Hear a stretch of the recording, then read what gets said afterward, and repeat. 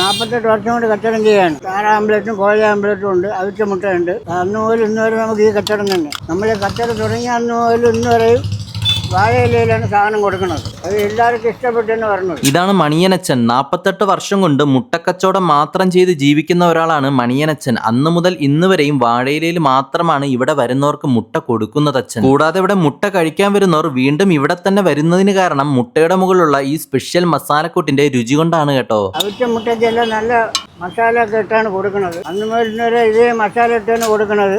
അത് എല്ലാവർക്കും ആൾക്കാരും ഇഷ്ടപ്പെട്ട് എല്ലാവരും തിരക്ക് വരെയാണ്. ഇവിടെ കിട്ടുന്നത് താറാവ് മുട്ടയും കോഴിമുട്ടയുമാണ്. ഞാൻ മേടിച്ചത് താറാമുട്ട പൊരിച്ചതും കോഴിമുട്ടയും താറാവ് മുട്ടയും പുഴുങ്ങിയതുമായിരുന്നു. സംഭവം ഈ മുട്ടയോടൊപ്പം ഈ മസാല ചേർത്ത് കഴിക്കുന്ന ആ ഒരു ടേസ്റ്റ് ആണ് ഉഗ്രം കേട്ടോ, കിടിലമായിരുന്നു. രാത്രി ഒരു 7:30 ആകുമ്പോഴാണ് കട ഇവിടെ ഓപ്പൺ ആവുന്നത്. കട തുറക്കുമ്പോൾ തന്നെ കുറേയധികം പേരാണ് ഇവിടുത്തെ ഈ മുട്ടകൾ കഴിക്കാൻ വരുന്നത് തന്നെ. ഈ ഒരു പ്രായത്തിലും അച്ഛൻ ഇങ്ങനെ കഷ്ടപ്പെടുന്നുണ്ടെങ്കിൽ തന്റെ ജീവിതത്തിലെ ഓരോ ബുദ്ധിമുട്ടുകളും പ്രയാസങ്ങളും കൊണ്ട് മാത്രമാണ്. അപ്പോൾ ഈ കടയുടെ കറക്റ്റ് ലൊക്കേഷൻ വരുന്നത് ട്രിവാൻഡ്രത്ത് കരമനയാണ്.